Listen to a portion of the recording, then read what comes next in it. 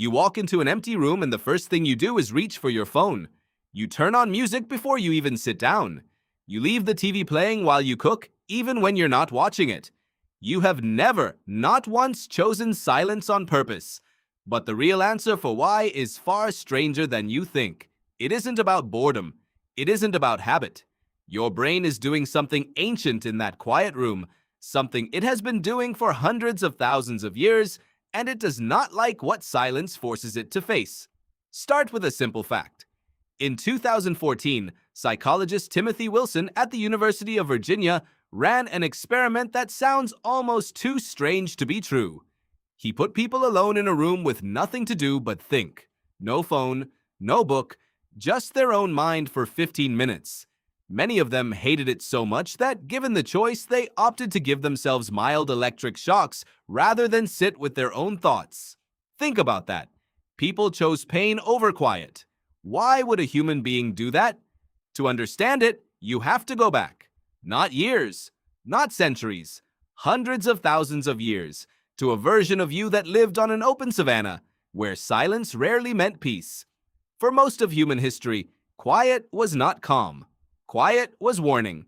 A forest full of birdsong and insect noise meant the area was safe, that predators were not nearby, that life was moving normally around you. But when the birds suddenly stopped singing, when the insects went silent, that was the signal your ancestors feared most. It meant something was approaching. Something dangerous was close enough to make the whole environment freeze. Your brain never unlearned that. It cannot tell the difference between the silence of a peaceful bedroom and the silence of a predator closing in.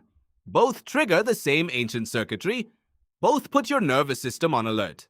So when you sit in a quiet room today, some old, buried part of your mind is scanning for danger that isn't there. But that's only half the story. The other half is about what silence forces you to hear. Not outside, inside. When there is no noise to fill your attention, your mind doesn't go blank. It goes inward. Every unresolved thought you've been avoiding, every conversation you wish had gone differently, every worry you've been outrunning with noise, it all rises to the surface the moment the noise stops. Silence doesn't create those thoughts. It just stops giving you a reason to ignore them. This is why so many people describe silence as loud. Not because the room is making sound, because their own mind finally has room to speak. Here's the twist almost nobody expects. The very thing your brain treats as a threat is, biologically, one of the most restorative states it can enter.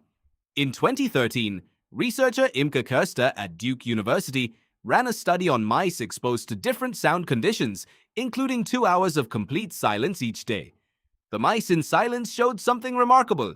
New cell growth in the hippocampus, the part of the brain tied to memory and learning, not the music, not the noise.